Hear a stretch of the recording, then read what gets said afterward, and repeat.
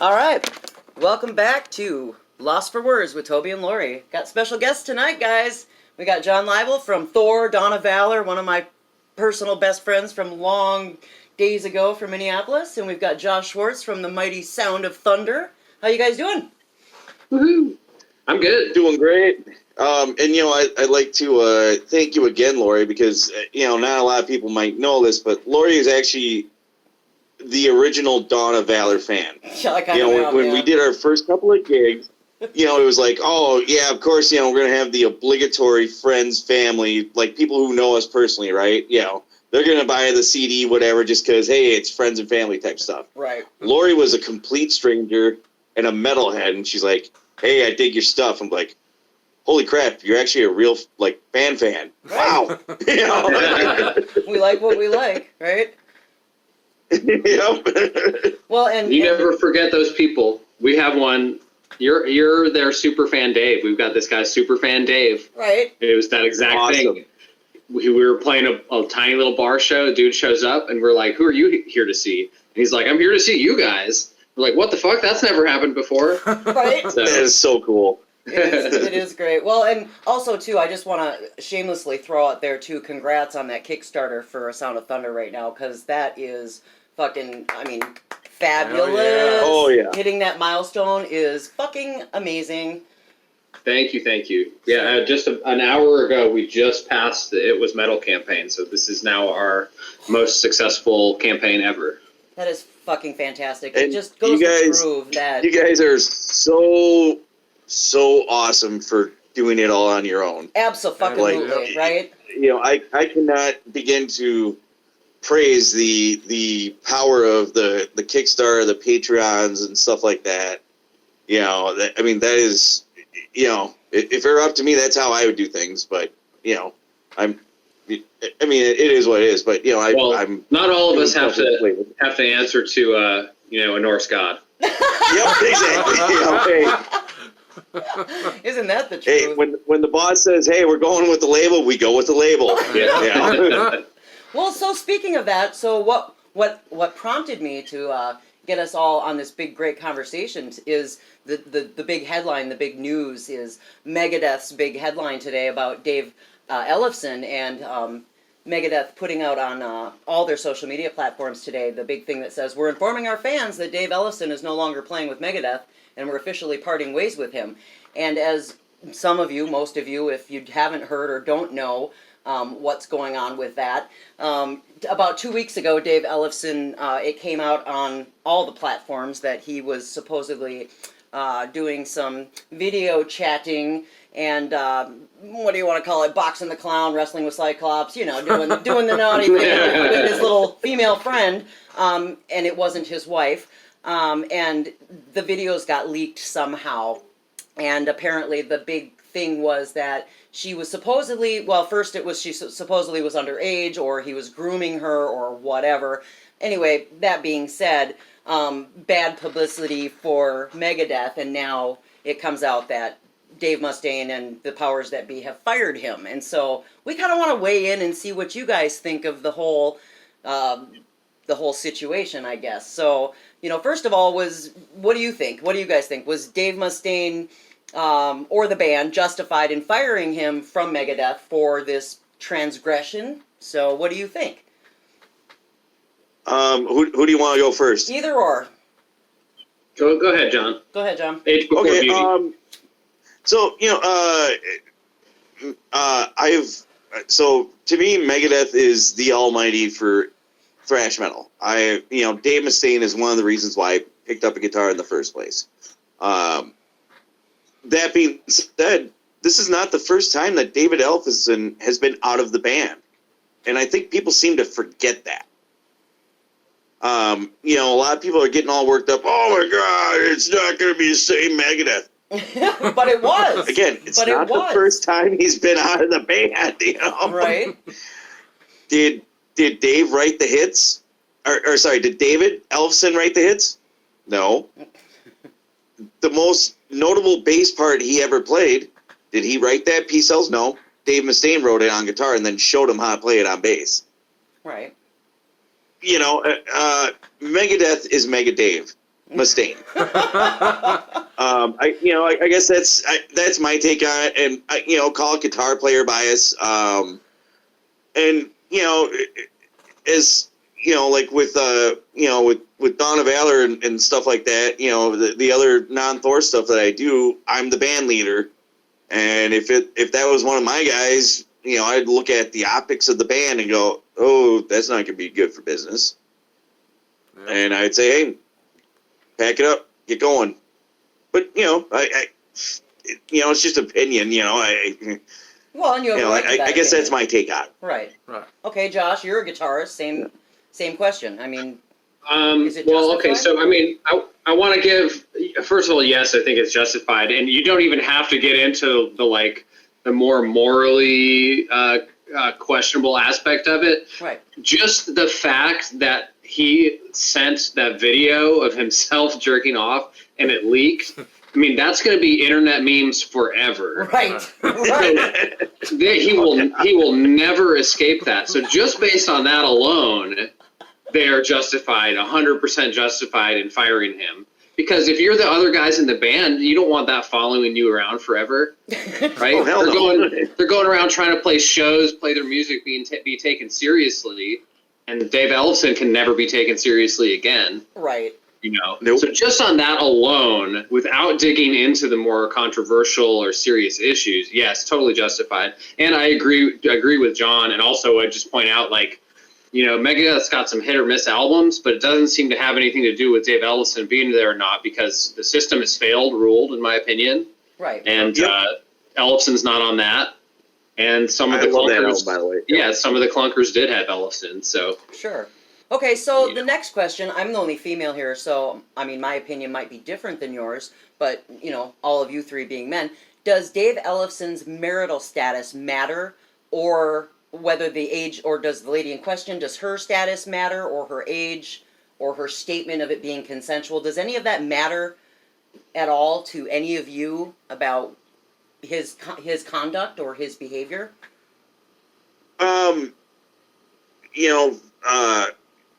Coming from the Minnesota local scene, I got really fired up because I was originally under the impression that, yes, it was a minor involved. Obviously, some stuff came out that it wasn't. But so, when, for me, also being a father, right, I got pretty heated about it. It's like, because, again, my first impression that, oh, man, he's doing this, grooming and it's minor, all that stuff. Obviously, more things came out and stuff, but as far as the marital status, that's his choice. But what kind of irked me about it was the fact that he's Mr. Holier Than Thou minister. He was, going for the whole man of the cloth thing, and it's like, ooh, glass house, buddy, glass house. Okay.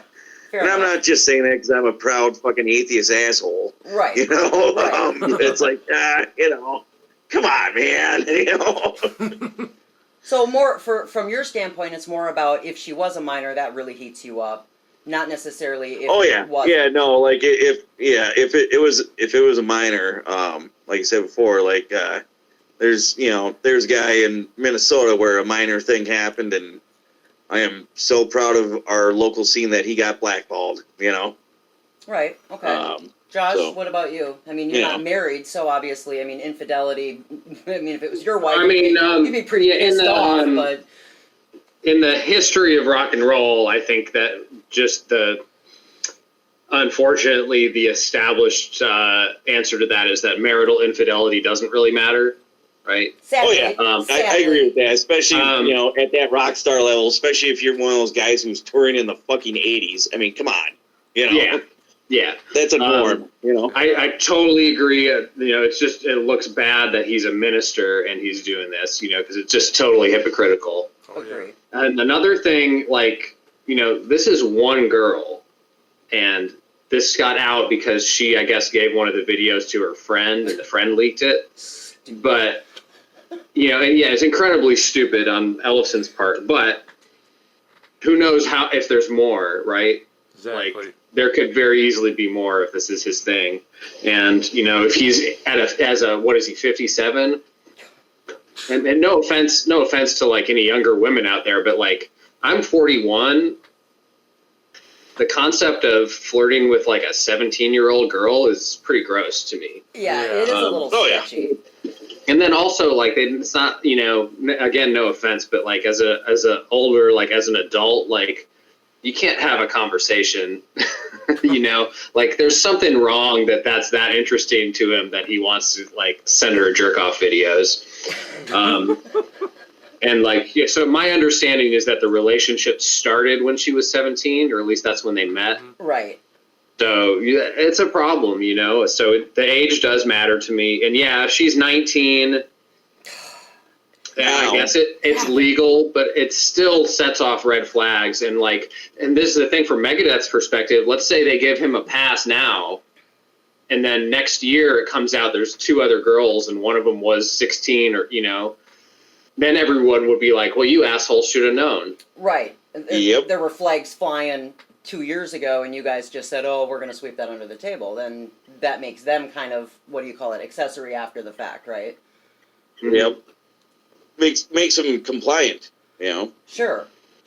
Or I mean, at that point, it's like, well, you're just enabling them then, Right. Yeah. Right. There might be another aspect here, though. Like, now, my understanding is that Mustaine either bought out or took over Ellefson's ownership in the band. But wasn't that before, though? Before all of this happened? That was before. So Ellefson's getting paid for his performances rather than having a percentage of the profits. But he's still Dave Ellefson co-founder. So now maybe with him out, maybe the new guy they can pay less. Oh, that's true. That's a good point. I never even thought of that. More money for Dave, right? Or for Mustaine, I should say, for Megadeth. Mm-hmm. Yep. Now, I must add mine. I want to add mine. Yeah, let's weigh in on that, too. I want to add mine real quick. I think as a marital status point, okay, he should be really fucking ashamed of himself. Because you don't do that. To me, you shouldn't do that to your wife. I mean, that's just plain simple. Right. As far as the kid saying that she was of age, it doesn't matter. You just don't do that. Right. Period. I mean, it's wrong. It's just wrong in all aspects. I don't disagree with you on that. And I think he should have been fired. And you know what, Toby, I completely agree with you. I guess here's my take on it. The one thing that old men should do to children is tell them to get off their fucking lawn. And that's it. Yep, exactly right. That's a really good point. We talk about garbage humans and people who have that. Okay, we could talk about pedophilia and rock stars and pedophilia, and that goes back to John and I's heroes, right? The Manowar thing and what happened with that. Oh, yeah. So in this context, is Dave Ellefson actually a garbage human, or is he just a horny old man? I mean, what do you think? Is he a horny old man, or is he actually a pedophile groomer? I mean, that seems to be the question of the hour that everybody wants. I mean, I think if you add it all up, he's definitely a garbage person because. Yep, I couldn't agree more. Okay, maybe her age is borderline, but it's still borderline, and he's married, and he's supposedly a minister. Right. So, fuck that guy. Fuck that guy. See, famous last words. I love that. Fuck that guy. And we talk about the cancel culture and how that's just a big thing. And, Toby and I weighing in on, our people, our metal family, and how everybody's drawing lines in the sand. We kind of touched on that a little bit, John, too, about everybody weighing in. And when I clicked on Megadeth's Facebook page and the comment thread, and I was like, holy shit, everybody, blah, blah, blah, blah, blah, and fight, and keyboard warriors, and everybody having arguments about, who's right and who's wrong, and everybody drawing lines in the sand about it. And how do you guys feel about all of the this kind of subject matter coming up, and how it draws division lines in the sand and causes problems within our community? We're all supposed to be one big happy metal family, and be able to have open-ended discussions about things. And lately, I mean, look at what happened with John Schaefer and Iced Earth. Look what happened with Carl Logan and his pedophilia. Look what's happening now with this. and all of how it divides us and causes problems because everybody has a place and they stand on one side of the fence or the other. I mean, where do you guys feel about how that divides everybody? I mean, I guess everybody's got to use their own common sense, and some people don't, in my opinion. Some people, I think, are just butthurt because, the two Daves are a classic metal duo, It's like, you got Lars and James, and then you got Dave and Dave, so, you're breaking up one of the... if we're talking strictly thrash, you throw Scott and Charlie in there, Yeah.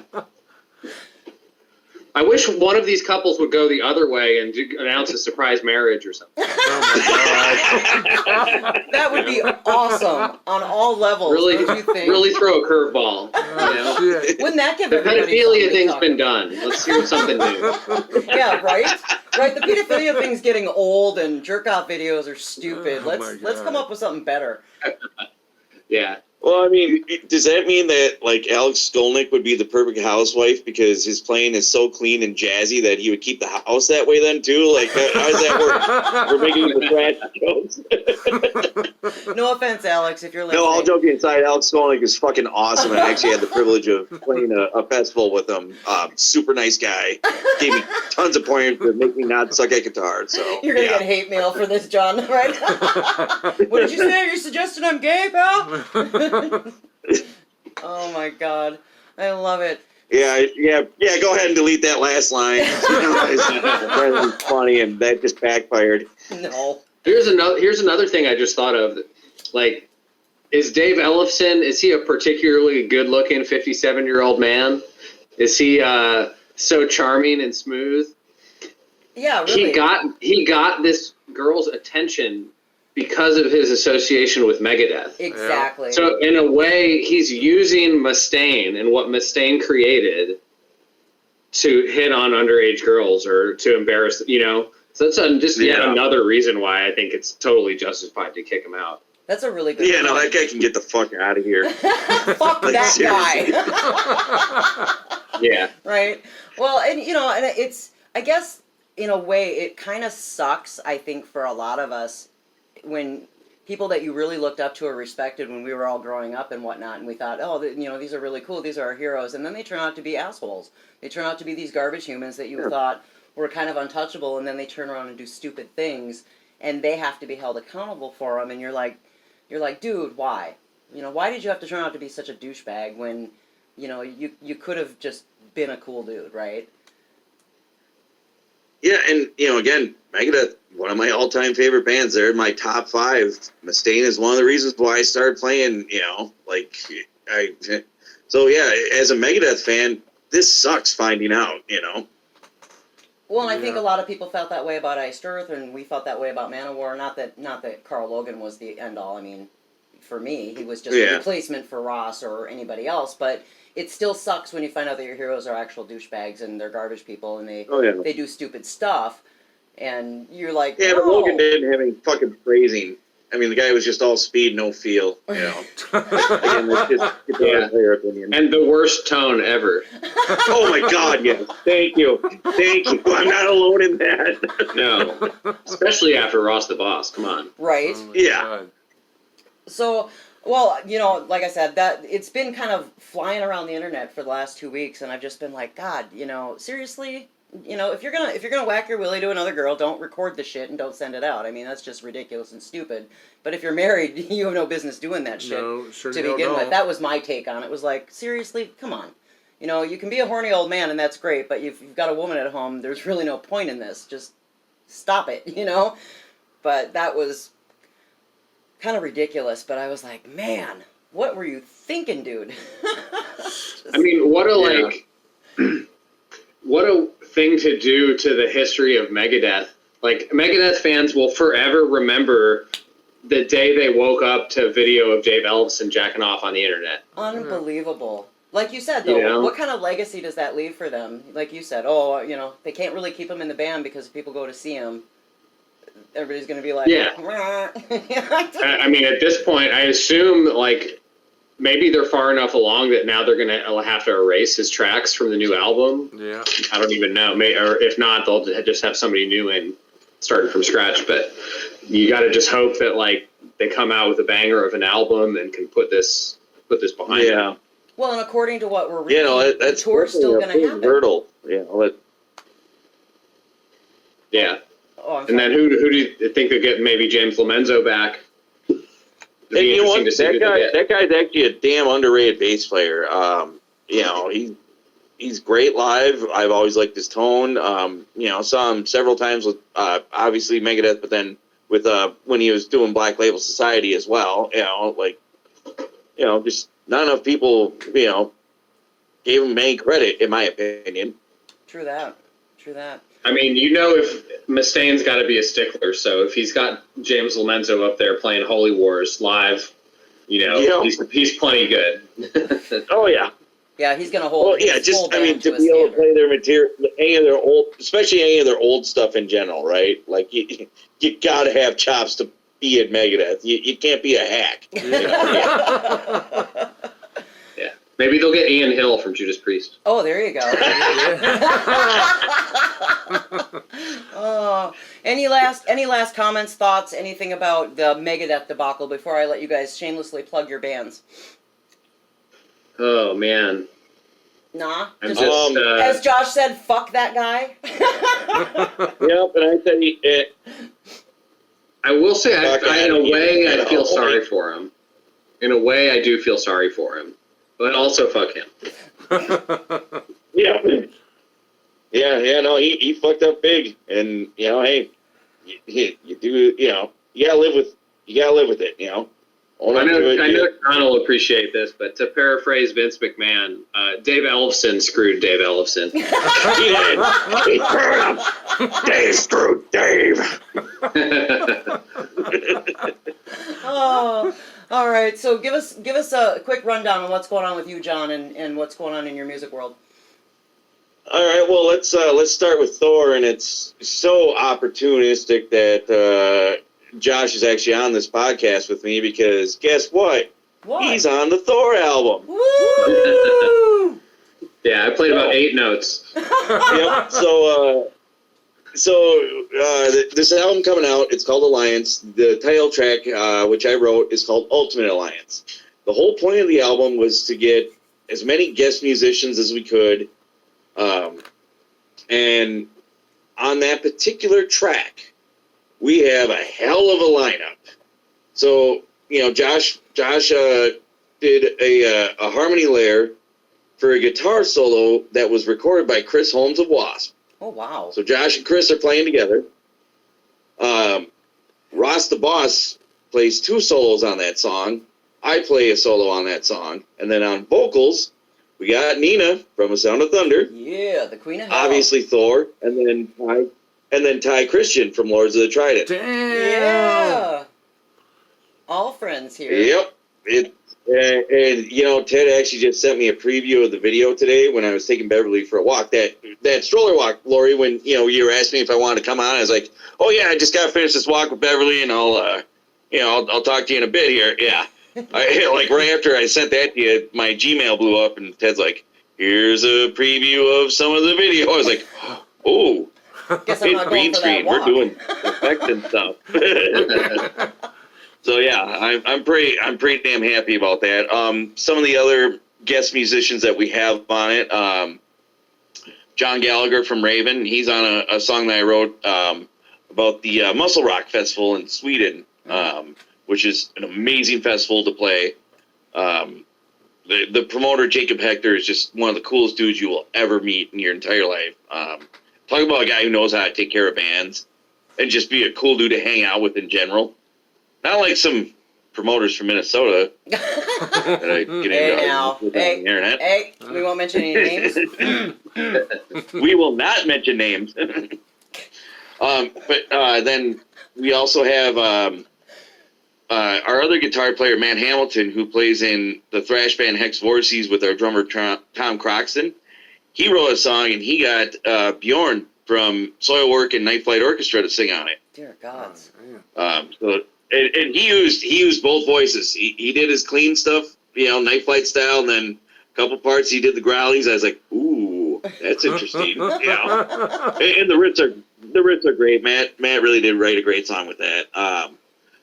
I finally got my comic book song out. I've been trying to get that over with Thor for years, and I finally had to be a little assertive and just wrote a song called Thor versus Juggernaut. Sean Peck from Cage plays the part of the Juggernaut. Oh, wow.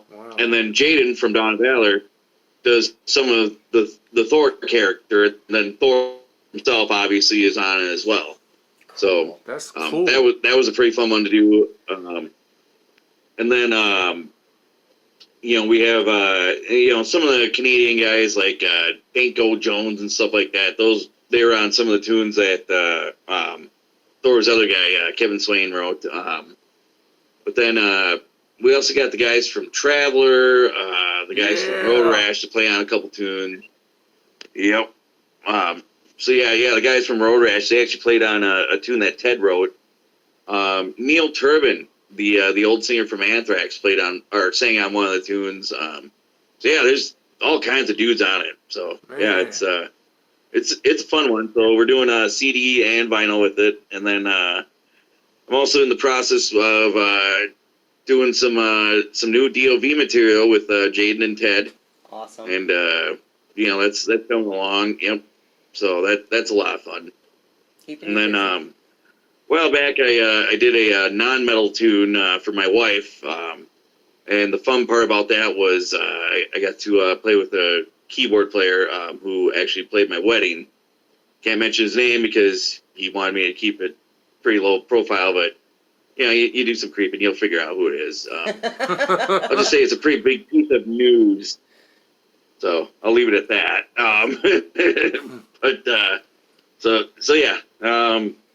Pretty busy year, and then Thor's actually doing a movie called Pact of Vengeance, and we're going to do a band scene in that movie, so I'll be heading out to Pennsylvania to shoot for that in August. Oh, wow. Busy, busy, busy. Yep. Jeez. What about you, Josh? Fantastic. Tell us. I want to know when this new Thor album's coming out, so I can buy it. I was going to mention that too. Yep. Release date. So the video, the single for Ultimate Alliance is going to be somewhere around June 15th, like that week, and then the album itself we're looking at early July. And again, CD, vinyl. All the fun stuff with that. Okay. Excellent. Sweet. All right. Well, A Sound of Thunder has our new album is called The Crimson Cult, and it's all about the events of the last year or so, and it's lyrically it's our most most down to earth. So it's a little bit political, a lot about the pandemic, but it's still like run through the filter of metal, so there's still wizards and evil cultists and all the stuff you want. So we're running a Kickstarter campaign, as you mentioned earlier, for the Crimson Cult. It ends this Friday, May 28th at 5 p.m. And it's right now it's the 5th most funded metal Kickstarter ever. So it's doing great, which is awesome because it allowed us to do a lot of cool stuff. So we're using that money to do like we're doing glow in the dark records this time, and a couple of other cool colored vinyls. We're doing our first ever cassette, which for some reason people want. Yeah. So we're doing cassettes. There's only going to be 100 of those. Wow. And we're doing a piece of artwork. People really responded to this cover artwork. The artist's name is Joseph Schmalke. He's a comic book artist and writer, and he's got a bunch of series that he's working on. He does a lot of horror stuff. So he's got this company called Black Caravan that any comics fans out there should look up, especially if you like horror comics. Right. But he's going to be actually doing now a piece of art for every single song on the whole record. Oh, wow. That's awesome. So we're going to be able to take these Kickstarter funds and make like an art book. Nice. So you have a full page, 12-inch by 12-inch piece of art for each song, and then you'll have the lyrics on the opposite page. So going for kind of an old school experience where, hopefully people will sit down with the big book and listen to the record and flip through it at the same time. That's fucking awesome. Yeah. And we're doing the Kickstarter blew up, so now we're doing some bonus tracks. So like I said, the campaign ends on Friday. We're doing things a little different this time. Like, this is the first time we've ever had to run a Kickstarter and be getting ready to record at the same time, because we haven't recorded any of it yet.